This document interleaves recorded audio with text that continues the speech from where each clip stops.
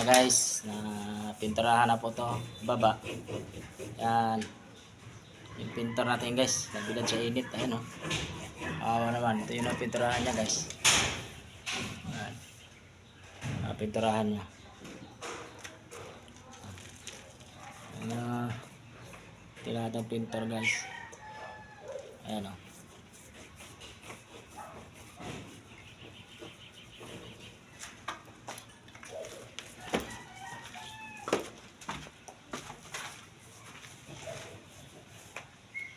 Ganyan lang yan guys, pag tira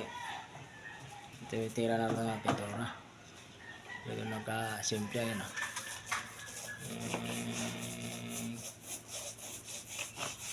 Diba?